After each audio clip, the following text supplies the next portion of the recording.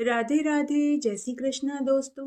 आज हम माघ मास की तिलकुटा चौथ के व्रत में सुनी जाने वाली दो प्रमुख व्रत कथाएं सुनेंगे। कहानी सुनने से पहले आपको कुछ चीजों का ध्यान रखना चाहिए। जैसे सबसे पहले आप साफ जगह आसन बिछा करके कहानी सुने। साथ ही आप जिस जगह बैठकर कहानी सुन रहे हैं तो सामने एक पाटा रखें, पाटे पर लाल कपड़ा बिछाएं, उसके ऊपर गणेश जी की प्रतिमा रखें। एक थाली में रोली, मोली, तिल, गुड़ और तिल की मिठाई, फूल माला और घी का दीपक रखें। साथ ही एक साफ जल का लोटा लेवें तथा आप सांबी चुनरी की साड़ी या गोटे की लाल किनारी की साड़ी पहने। सबसे पहले घी का दीपक जलाकर के अगरबत्ती करें। गणेश जी के तिलक लगाकर के चावल लगावें। फूल माला पहनाएं। मोली का टुकड़ा गणेश जी को वस्त्रम समर्पयामि कहकर अर्पित करें। एक कटोरी में तिल की मिठाई रखकर गणेश जी के तिल का भोग लगावें। फिर जितनी भी महिलाएं आपके साथ कहानी सुन रही हैं, सभी आपस में एक दूसरे के रोली का तिलक लगा करके चावल लगाएं। हाथ में कलावा जरूर बांधें और उसके बाद हाथ में तिल लेकर कहानी सुने। कई जगह हाथ में चावल और गेहूं के दाने हाथ में रखकर कहानी सुनते हैं, तो जो आपकी रीति रिवाज है आप वही करें। साथ ही आपसे एक करुण रिक्वेस्ट है कि कहानी पूरी जरूर सुने, क्योंकि अधूरी कहानी सुनने का फल नहीं मिलता। आइए अब हम माघ चौथ में सबसे ज्यादा सुनी जाने वाली पहली कहानी सुनते हैं। बोलिए चौथ माता की जय, बोलिए गणेश जी महाराज की जय। एक बार बहुत छोटा सा गांव था। उस गांव में एक विधवा बुढ़िया माई अपने इकलौते बेटे के साथ रहती थी। वह बुढ़िया माई 12 महीने की चौथ का व्रत रखती थी। बुढ़िया माई अपने बेटे की दीर्घ आयु और उसके उज्जवल भविष्य के लिए चौथ माता और गणेश जी का व्रत करती और पूजन करती थी। बुढ़िया का बेटा गांव के जमींदारों की गाय, भैंस और बकरियां चराने जंगल में जाता, तो बदले में वे उसे ग्वाली देते थे। यही पैसा दोनों माँ बेटे की आजीविका का साधन था। उस बुढ़िया माई की एक जेठानी और एक देवरानी थी, जो हमेशा उससे चिढ़ती थी। देवरानी जेठानी बुढ़िया माई को पसंद नहीं करती थी। वे आए दिन कोई न कोई बहाना बनाकर बुढ़िया माई से लड़ती झगड़ती रहती थी। तब एक दिन जंगल में बुढ़िया माई की देवरानी जिठानी बुढ़िया माई के लड़के से बोली कि अरे बेटा, तू तो सर्दी, गर्मी, बरसात में जंगल में गाय, भैंस और बकरियां चराने आ जाता है।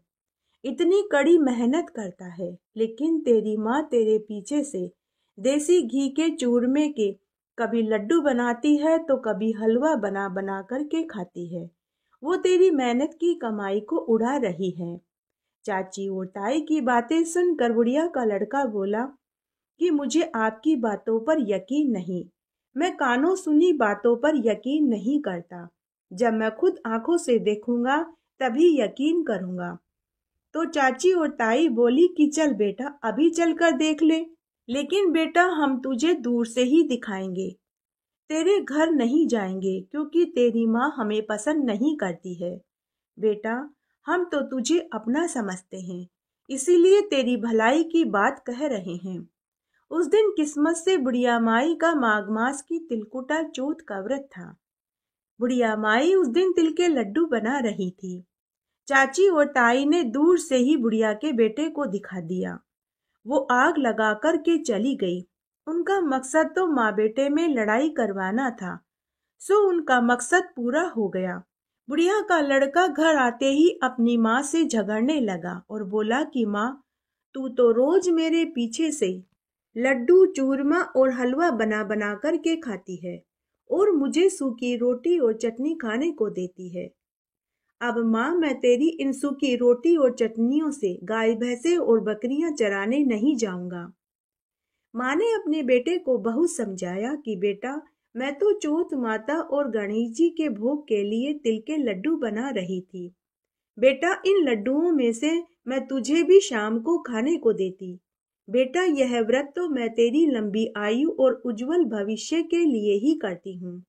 परंतु बेटा बोला कि माँ, तू यह व्रत करना छोड़ दे, नहीं तो मैं घर छोड़कर चला जाऊंगा। माँ बोली कि बेटा मैं व्रत करना तो नहीं छोड़ सकती। तो बेटा नाराज होकर घर छोड़कर जाने लगा। माँ ने अपने बेटे को बहुत समझाया, लेकिन बेटा था कि मान ही नहीं रहा था। बुढ़िया माई समझ गई कि इसे तो बाहर की हवा लग गई है, किसी ने इसके कान भर दिए हैं, अब यह नहीं मानेगा। तब बुढ़िया माई ने अपने बेटे को थोड़े से तिल एक कागज की पुड़ी में बांध कर के दिए और बोली कि बेटा अगर तू जाना ही चाहता है तो चला जा, लेकिन यह पूजा के तिल के आंखें अपने साथ ले जा। जब भी तेरे ऊपर कोई मुसीबत आए तो तू चौथ माता और गणेश जी का नाम लेकर थोड़े से तिल हाथ में लेकर पूर देना। चौथ माता तेरे सारे संकट दूर कर देगी। तब बुढ़िया का लड़का तिल की पुड़िया लेकर चल पड़ा। चलते चलते वह घने वन में पहुंच गया। वहां उसे खूंखार शेर दिखाई दिया। वह लड़के के ऊपर झपटने ही वाला था कि तभी लड़के के मुंह से निकल पड़ा, माँ माँ बचाओ। संकट में बच्चों को माँ की ही याद सबसे पहले आती है। तभी लड़के को माँ के दिए हुए तिल की याद आई कि माँ ने कहा था कि संकट पड़े तो चौथ माता का नाम लेकर थोड़े से तिल हाथ में लेकर पूर देना। तब उसने झट से कागज की पुड़ी में से थोड़े से तिल हाथ में लिए और चौथ माता का सुमिरन करने लगा और बोला कि हे चौथ माता, अगर मेरी माँ मेरे लिए ही चौथ का व्रत करती थी तो अब आपको ही मेरी रक्षा करनी होगी। अब आप इस शेर को गाय में बदल दीजिए, नहीं तो यह शेर मुझे खा जाएगा। ऐसा कहकर उसने तिल पूर दिए और वह आंखें बंद करके बैठ गया। थोड़ी देर बाद जब उसने आंखें खोली तो उसने देखा कि उसके सामने शेर की जगह एक गाय खड़ी थी। यह देख लड़के को बहुत आश्चर्य हुआ। वह सोचने लगा कि मेरी माँ तो सचमुच मेरे लिए ही चौथ का व्रत करती थी, तो फिर चाची और ताई ने झूठ क्यों बोला। फिर उसके बाद वह वहां से आगे चल दिया। थोड़ी दूर चलते ही उसे एक जहरीला नाग फन फैलाए हुए बैठा हुआ दिखाई दिया, जो लड़के की ओर फुफकार भर रहा था। बुढ़िया का लड़का नाग देखकर डर गया। वह सोचने लगा कि शेर से तो मैं कैसे जैसे बच गया, लेकिन यह नाग तो मुझे जरूर डस लेगा। फिर से उसे अपनी माँ की याद आई। उसने फिर से कागज की पुड़ी में से थोड़े से तिल हाथ में लिए और चौथ माता को याद करते हुए बोला कि हे चौथ माता, मेरी माँ अगर मेरे लिए ही चौथ का व्रत करती थी तो यह सांप रस्सी में बदल जाए, नहीं तो यह सांप मुझे खा जाएगा। ऐसा कहकर उसने थोड़े से तिल पूर दिए। तभी एक आश्चर्यजनक घटना घटित हुई। चौथ माता की कृपा से वह जहरीला नाग रस्सी में बदल गया। दो चमत्कार देखकर बुढ़िया का लड़का मन ही मन सोचने लगा कि मेरी माँ तो सच ही कहती थी कि वह चौथ का व्रत मेरे लिए ही करती थी। चाची ताई ने तो झूठ बोलकर मुझे मेरी माँ से लड़वा दिया, लेकिन कोई बात नहीं। अब मैं घर से इतनी दूर निकल आया हूँ, अब मैं वापस घर नहीं लौटूंगा। अब मैं खूब सारा धन कमा कर के ही घर जाऊंगा और अपनी माँ को सुख से रखूंगा। ऐसा सोचकर वह फिर से आगे चल दिया। आगे गया तो उसे एक उफनती फांदती नदी दिखाई दी। उसमें बहुत पानी भरा हुआ था। वहां नदी पार करने को कोई नाव भी नहीं थी। लड़का सोचने लगा, न तो यहाँ पर नदी पार करने के लिए कोई नाव है और न ही मुझे तैरना आता है। अब मैं नदी पार करके कैसे जाऊं? अगर यहाँ घने वन में रहूंगा तो कोई जंगली जीव जिनावर मुझे खा जाएगा। फिर से उसे अपनी माँ की याद आई। उसने फिर से थोड़े से तिल हाथ में लिए और चौथ माता को याद करके बोला कि हे चौथ माता, मेरी माँ के चौथ व्रत से अगर आपको थोड़ी सी भी खुशी हुई है तो यह नदी 2 हिस्सों में बंट जाए, बीच में से रास्ता निकल आए। ऐसा कहकर उसने थोड़े से तिल के दाने नदी में डाल दिए। उसी समय एक और आश्चर्य में डालने वाली घटना घटित हुई। नदी 2 हिस्सों में बट गई, बीच में से रास्ता निकल आया। यह देख कर लड़के के मुंह से भी निकल पड़ा, जय हो चोथ माता की, आपकी सदा ही जय हो। उसके बाद लड़का आगे चल दिया। आगे गया तो उसे एक अलग नगरी दिखाई दी। वहां उसे एक झोपड़ी दिखाई दी। लड़के को भूख और प्यास तो लगी ही थी। वह झोपड़ी में गया। उसने देखा वहां एक बुढ़िया माई रोती जा रही थी और पुए और पूड़ी बनाती जा रही थी। उसके पास उसका 13-14 साल का लड़का भी बैठा था। वह भी रो रहा था। बुढ़िया के लड़के ने उन दोनों से रोने का कारण पूछा तो बुढ़िया माई बोली कि बेटा, तू हमारे दुख को जानकर कि क्या करेगा? हमारा दुख कोई भी दूर नहीं कर सकता। तो लड़के ने जिद पकड़ ली। तो बुढ़िया माई बोली कि बेटा, हमारी नगरी में कुमार के यहाँ बर्तन पकाने के लिए जब भी आवा लगाया जाता है तो राजा की आज्ञा से एक बच्चे की बलि दी जाती है। आज मेरे बेटे की बारी है, इसीलिए मैं आखिरी बार अपने बेटे के पसंद के पुआ पूड़ी बना रही हूँ।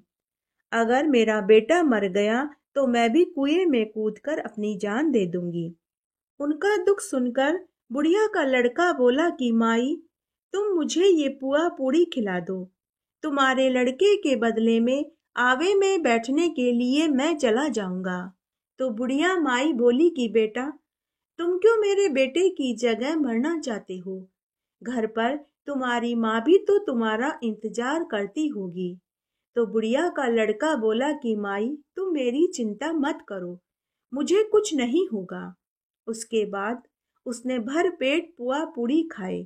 थोड़ी देर में ही राजा के सिपाही उसके लड़के को आवे में डालने के लिए लेने आए तो उसकी जगह बुढ़िया का लड़का चला गया। सिपाहियों ने उसे आवे में चुन दिया। तभी बुढ़िया के बेटे ने तिल के दाने हाथ में लिए और चौथ माता की स्तुति करके बोला कि हे चौथ माता, आपने मेरी माँ की और मेरी इतनी टेक रखी, आज आखिरी बार और रख लेना।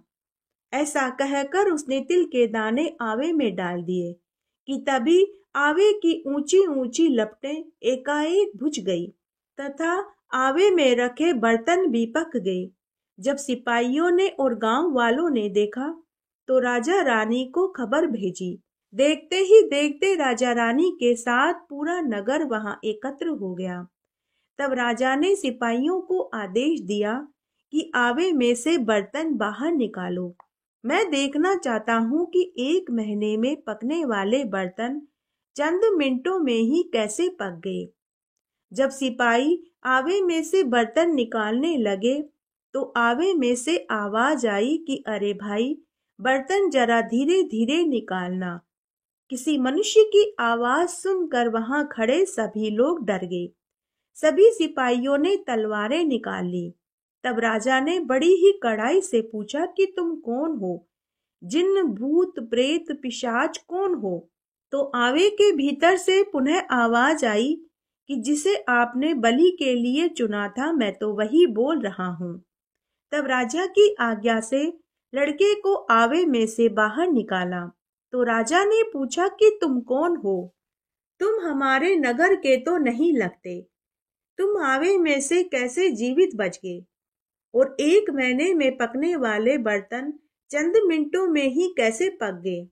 तब लड़का बोला कि महाराज, मैं आपके पड़ोसी गांव का हूँ। मेरी माँ हर महीने की चौथ का व्रत करती थी, लेकिन मेरी चाची और ताई के बहकावे में आकर मैंने अपना घर छोड़ दिया। तब मेरी माँ ने तिल के दाने दिए थे और कहा था कि जब भी संकट आए तो चौथ माता का नाम लेकर तिल पूर देना। महाराज, मेरे मार्ग में अनेक संकट आए, लेकिन हर बार मैंने चौथ माता का नाम लेकर तिल के दाने पूर दिए थे। फिर उसने रास्ते में मिले शेर, सांप और नदी वाली बात सबको बताई और आवे में बैठने से पहले तिल के दाने आवे में डालने वाली बात भी बताई और कहा कि महाराज, मुझे तो चौथ माता ने बचाया है। तभी रानी राजा से बोली कि महाराज, मैं अपनी बेटी का विवाह इसके साथ करना चाहती हूँ। आपको तो याद होगा कि हमारी बेटी की जन्मपत्री देखकर ज्योतिषी ने कहा था हमारी बेटी का विवाह होते ही वह विधवा हो जाएगी। लेकिन महाराज, इस लड़के की रक्षा तो चोट माता कर रही है, इसे तो अग्नि भी नहीं जला पाई। शेर, नदी और सांप से भी चोट माता ने इस लड़के को बचा लिया। अगर मेरी बेटी का विवाह इस लड़के से हो जाए तो उसके सुहाग की रक्षा चोट माता करेगी।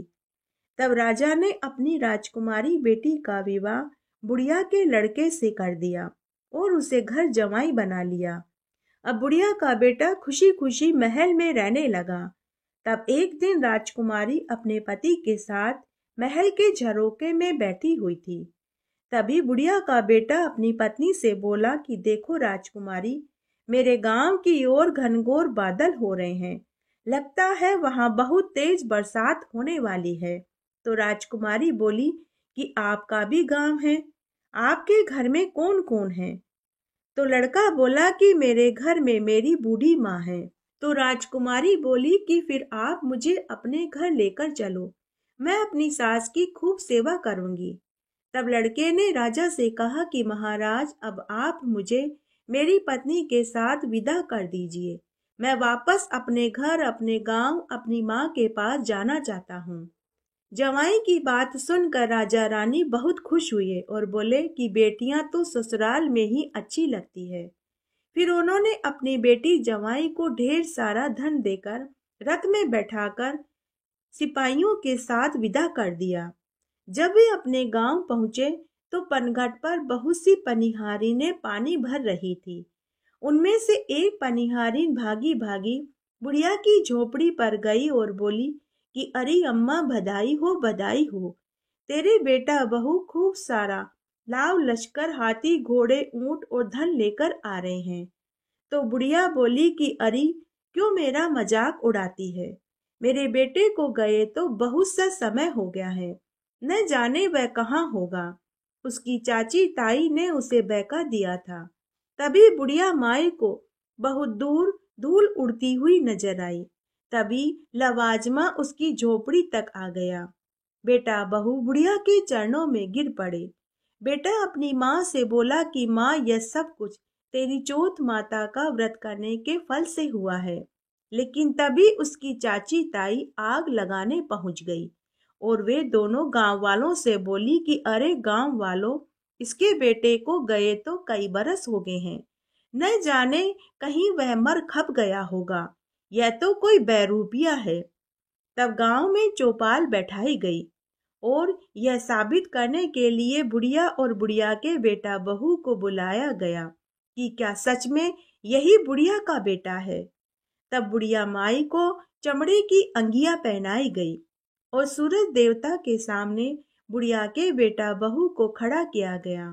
तब बुढ़िया माई ने चौथ माता से विनती करी कि हे चौथ माता, आज आपके भक्त की परीक्षा है, आपको ही मेरी लाज रखनी होगी। तभी चाम की अंगिया फट गई। बुढ़िया के स्तन से दूध की धार बेटे के ढाडी मूछ पर जाकर गिरी और साथ ही बेटा बहू का गठबंधन जुड़ गया। सभी ने चौथ माता का चमत्कार देखा और सभी चौथ माता की जय जयकार करने लगे। अब जयकारों की आवाज धरती से बैकुंठ तक पहुंच गई। अब तो राजा के साथ पूरे गांव वालों ने भी चौथ माता की महिमा को स्वीकार कर लिया और वे सब भी चौथ माता का व्रत करने लगे। हे चौथ माता, जैसे आपने बुढ़िया के बेटे की रक्षा करी, वैसी सबकी करना। कहानी कहने वाले की, सुनने वाले की और हुक्कारा भरने वाले की, सबकी मनोकामना पूरी करना। बोलिए चौथ माता की जय, बोलिए गणेश जी महाराज की जय। दोस्तों, अब आप अपने हाथ के थोड़े से तिल गणेश जी के सामने पाटे पर छोड़ देवे और थोड़े से तिल लोटे के जल में छोड़ देवे। अगर आपके हाथ में तिल कम है तो थोड़े से तिल हाथ में और ले लेवे। आइए अब हम तिलकुटा चौथ की गणेश जी की कहानी सुनते हैं। बोलिए गणेश जी महाराज की जय। तिलकुटा चौथ की गणेश जी की कहानी सुनते हैं। एक बार बहुत छोटा सा गांव था। उस गांव में दो देवरानी जेठानी रहती थी। देवरानी बहुत गरीब थी जबकि जेठानी बहुत अमीर थी। देवरानी का पति जंगल से लकड़ी काटकर लाता और शहर में बेचता था, लेकिन कभी जंगल में उसे लकड़ियां मिलती, कभी नहीं मिलती। इस तरह से उसके पति की कोई स्थायी आमदनी नहीं थी। उनका घर बड़ी मुश्किल से चलता था, जिससे देवरानी और उसके दो बच्चों को कई कई दिनों तक भूखे रहना पड़ता था। तब देवरानी ने सोचा कि दूसरों के घरों में जाकर के काम करूंगी तो घर की बदनामी होगी। तो देवरानी अपनी जिठानी के यहाँ झाड़ू पोछा बर्तन आदि करने लगी और रोज उनके यहाँ आटा छानने लगी। तब वह आटा छानने के बाद आटे छानने के कपड़े को घर ले आती, जिसे वह पानी में घोलकर आटे के चूर्ण का पानी अपने पति और बच्चों को पिला देती। देवरानी गणेश भगवान की परम भक्त थी। वह हर महीने की गणेश चौथ का व्रत करती थी। तब एक दिन की बात है, देवरानी आटे छानने के कपड़े को घर लाई और उसे पानी में घोलकर आटे के चूर्ण का पानी अपने पति और बच्चों को पिला रही थी। तो उस दिन जिठानी के बच्चों ने देख लिया। उन्होंने घर आकर अपनी माँ से शिकायत करी कि माँ चाची तो रोज हमारे यहाँ से आटे छानने के कपड़े को खुद के घर ले जाती है और उसे पानी में घोलकर चाचा को और खुद के बच्चों को पिला देती है। दूसरे दिन देवरानी जब आटा छान कर जाने लगी तो जिठानी ने अपनी देवरानी से आटे छानने का कपड़ा रखवा लिया। उस दिन देवरानी का माघ मास की तिलकुटा चौथ का व्रत था। साथ ही उसके पति को भी उस दिन जंगल में से कोई लकड़ी नहीं मिली, तो वह भी कोई मजदूरी नहीं ला पाया, जिससे घर में आटा दाल नहीं आ पाया। देवरानी के बच्चों और पति ने उससे आटे के चूर्ण का पानी मांगा तो देवरानी ने अपने पति से कहा कि आज भाभी जी ने आटे छानने के कपड़े को घर पर ही रखवा लिया। बेचारी देवरानी ने खुद के बच्चों को तो भुला चुपला कर सुला दिया, लेकिन उसके पति से भूख बर्दाश्त नहीं हुई तो उसने अपनी पत्नी को डंडे से खूब मारा। देवरानी सुबह से ही भूखी प्यासी थी। उसने गणेश जी और चौथ माता के भी भोग नहीं चढ़ाया। वह अपने गणेश भगवान को याद करके रोती रोती सो गई। अर्धरात्रि में गणेश भगवान देवरानी के स्वप्न में आए और बोले कि पुत्री, ना तो तूने मेरे भोग चढ़ाया और न ही तूने सम भोजन किया। तब देवरानी ने गणेश भगवान को पूरी बात बताई। तब गणेश भगवान बोले कि बेटी, आज माघ मास की तिलकुटा चौथ थी। आज मेरे घर घर में सबने तिल के चूरमे का भोग लगाया, तिल के लड्डू खिलाए, तिल के व्यंजन खिलाए हैं, तो मुझे निमटने जाना है। तो देवरानी जो पहले से ही बहुत दुखी थी, उसके पति ने भी उसे बहुत मारा था, अंग अंग और शरीर में बहुत दर्द हो रहा था, तो उसने गुस्से से कहा कि हे गणेश जी भगवान, मेरा तो पूरा घर ही खाली पड़ा है, आप चाहें जहां निमट लीजिए। गणेश भगवान निमटने के बाद वापस देवरानी से बोले कि पुत्री, अब मैं पहुंचूं कहां पर। तो देवरानी ने फिर से गुस्से में कहा कि हे गणेश जी भगवान, मेरे ललाट से पूछ लीजिए। तो गणेश जी भगवान उसके ललाट से पूछ लिए और जाने लगे। जाते जाते गणेश जी भगवान ने उसकी झोपड़ी को ठोकर मार दी, जिससे उसकी झोपड़ी मैलमालिये में बदल गई। पूरे घर में अन्न धन के ढेर हो गए। सुबह जब देवरानी सो करके उठी तो उसने देखा कि उसके 2 कमरे का टूटा फूटा मकान महल में बदल चुका था। पूरे घर में सोने चांदी अन्न धन के ढेर पड़े थे और वह स्वयं भी ऊपर से लेकर नीचे तक सोने चांदी के गहनों से मंडी हुई थी। धन को बटोरते बटोरते उसे सुबह से दोपहर हो गई तो वह जिठानी के यहाँ काम करने के लिए नहीं गई। तो जिठानी ने खुद के बच्चों से कहा कि अरे जाओ रे, कोई देख कर के आओ कि आज तुम्हारी चाची काम पर क्यों नहीं आई। जिठानी के बच्चे चाची के घर आए तो उन्होंने देखा कि चाची का टूटा फूटा मकान तो महल में बदल चुका था। पूरे घर में अन्न धन सोने चांदी के ढेर पड़े थे और खुद चाची भी सोने चांदी के गहनों से सजी हुई थी। बच्चों ने चाची से कहा कि चाची माँ तुम्हें काम पर बुला रही है। तो चाची ने कहा कि अब तो मेरे ही घर में खूब धन धान्य हो गया है, अब मैं आज से काम पर नहीं आऊंगी। बच्चे वापस दौड़े दौड़े घर आए और अपनी माँ से बोले कि माँ, चाची तो पैसे वाली हो गई है, उसका घर तो धन से भरा पड़ा है, अब वह हमारे यहाँ काम पर नहीं आएगी। ऐसा सुनते ही जेठानी उसी समय बिना चप्पलों के ही भागी भागी देवरानी के घर आई और पूछने लगी, तू एक ही रात रात्रि में इतनी अमीर कैसे हो गई। देवरानी जो मन की बहुत भोली थी, उसने जिठानी को पूरी बात बता दी। जिठानी घर आई और उसने मन ही मन निश्चय किया कि अगले बरस जब माघ मास की तिलकुटा चौथ आएगी तो मैं भी ऐसा ही करूंगी जैसा कि देवरानी ने किया। इस तरह समय बीतने लगा। साल भर बाद जब माघ मास की तिलकुटा चौथ आई तो उसने सुबह से ही अपने बच्चों और पति के लिए खाना नहीं बनाया। उसने भी उस दिन व्रत रखा। जब उसके पति और बच्चों ने भोजन मांगा तो उसने साल भर पहले वाली देवरानी के साथ घटित हुई बात अपने पति को बताई और अपने पति से बोली कि आप आज मुझे डंडे से मारिए। पति ने कहा कि अरे तू तो बावली हुई है, तेरी देवरानी तो बेचारी गरीब थी, दुखी थी, तू तो धन से भरी हुई है, तुझे किस चीज की कमी है। हे भगवान, तू धन का लालच मत कर। लेकिन पति की समझाइश का उसके ऊपर कोई असर नहीं हुआ। तब पति क्रोधित होकर कपड़े धोने के डंडे से अपनी पत्नी को धो खींच के मारे। जिठानी भूखी ही रोती रोती गणेश भगवान को याद करके सो गई। अर्धरात्रि में गणेश जी जिठानी के स्वप्न में आए और बोले कि अरे धन की भूखी, बेवजह मार खाने वाली और देखा देखी करने वाली, बता मैं निमटने कहाँ जाऊं। जिठानी बोली कि हे गणेश जी भगवान, मेरी देवरानी का तो 2 कमरों का टूटा फूटा मकान था, मेरा तो बहुत बड़ा मकान है, आप चाहे जहाँ निमट लीजिए। निमटने के बाद थोड़ी देर बाद गणेश जी फिर से बोले कि अब मैं पूछूं कहाँ पर। तो फिर से देवरानी मुस्कुराती हुई बोली कि हे गणेश जी भगवान, मेरी देवरानी का तो बहुत छोटा सा ललाट था, मेरा तो बहुत बड़ा ललाट है, आप मेरे ललाट से पूछ लीजिए। उसके बाद गणेश जी ललाट से पूछ करके अंतर्ध्यान हो गई। जिठानी पूरी रात अपने सिर पर हाथ लगा लगा करके देखती, लेकिन उसे गीला ही महसूस होता रहा। वह मन ही मन सोचने लगी कि यह सूख जाएगा तो यह सोने चांदी में बदल जाएगा। सुबह जब जिठानी सो करके उठी तो उसने देखा कि उसका पूरा घर बदबू से भरा हुआ था, उसका ललाट भी बदबू से भरा हुआ था। तो वह रोती रोती गणेश भगवान से बोली कि हे गणेश भगवान, आपने मेरे साथ छल कपट किया, मेरी देवरानी को तो धन दिया और आपने मेरा घर बदबू से भर दिया। हे गणेश भगवान, आपने मेरे साथ अन्याय किया, दुगलापन किया। तभी वहां आकाशवाणी हुई। गणेश भगवान बोले कि अरे तेरी देवरानी मेरा व्रत करती थी, वह मेरी परम भक्त थी, वह हर महीने की चौथ का व्रत करती थी, वह बहुत गरीब थी और साफ मन की थी, लेकिन तू धन की ध्याई हुई, तेरे मन में लालच आया, तूने देखा देखी करी। तब जेठानी बोली कि हे गणेश भगवान, मुझे अब धन नहीं चाहिए, अब आप अपनी यह सारी माया समेट लीजिए। तब गणेश भगवान बोले कि मैं एक शर्त पर ही ये सारी माया समेटूंगा, जब तू अपने धन में से आधा धन अपनी देवरानी को देगी। तब जेठानी ने धन में से आधा धन तो दे दिया, लेकिन उनका एक पुश्तैनी 9 लड़का हार था जिसे उसने आटे की चक्की के नीचे छिपा दिया। लेकिन गणेश भगवान तो अंतर्यामी हैं, उन्हें तो सब दिखाई देता है। तब गणेश भगवान ने भी सारी माया तो समेट ली, लेकिन आटे की चक्की के नीचे जहरीले सर्प को भेज दिया। जेठानी मनी मन खुश होती रही कि मैंने सोने के 9 लड़के हार को बचा लिया, उसमें से आधा हिस्सा देवरानी को नहीं दिया। जेठानी जब आटे की चक्की के नीचे हार लेने के लिए गई तो उसे वहां विषैला सर्प दिखाई दिया। तभी वहां आकाशवाणी हुई। गणेश भगवान ने कहा कि तूने हार में से आधा हार देवरानी को नहीं दिया, इसीलिए यह जहरीला सर्प यहाँ है।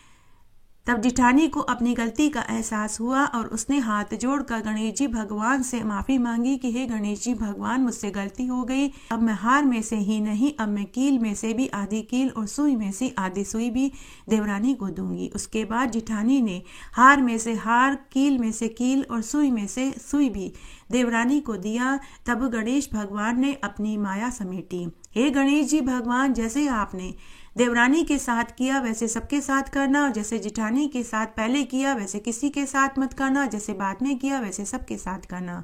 कहानी कहने वाले की, सुनने वाले की और हुक्कारा भरने वाले की। घटती हो तो पूरी हो तो परवान चढ़े, बोले बिसरे नाम तेरे भंडार में भरे।